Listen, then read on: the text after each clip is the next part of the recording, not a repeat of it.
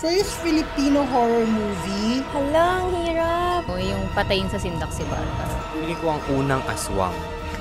Ayos ka, hindi pa ako pinanganganak noon. Anong title?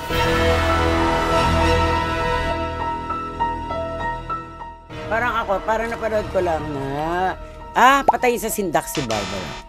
Shake, rattle, and roll. Yun din yung hula ko, patayin eh. Mali. Bahay ni Lola. Shake, rattle, and roll. Di ko alam kung anong title eh. Basta feeling ko ano siya sa mga about sa mga aswang-aswang. O yung mga tiyanak, gano'n. Halang hirap. Ang alam ko lang, shake, rattle, and roll. Yung anak ni Janice. Ay, hindi. Di rin yun. Ang first Filipino horror film sa tingin ko ay Shake, Rattle, and Roll. Same. Bawal ba Hindi ko ba lang nag-effort?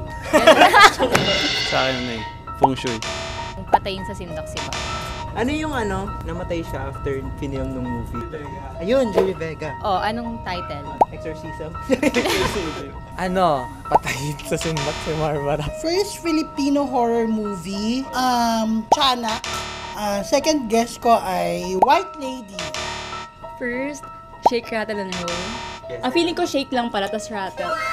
Shit, si Kokay lang kilala ko. Shake, rattle, and roll. I'm not sure. That's the first guess, yeah. Wala man lang kahit isang clue. Okay. Tiyanak. Pili ko ang unang aswang.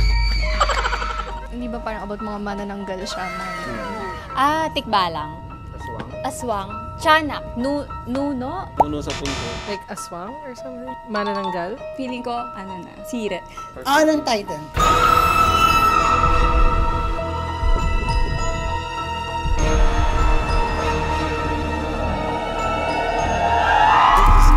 Ayos ka, hindi pa ako pinanganganak noon. Oh, may mananak. Mamaya may manananggaling. Wait, sample mo na manananggal. Paano yung manananggal? So, black and white. Pinakaunang horror film ng Pilipinas.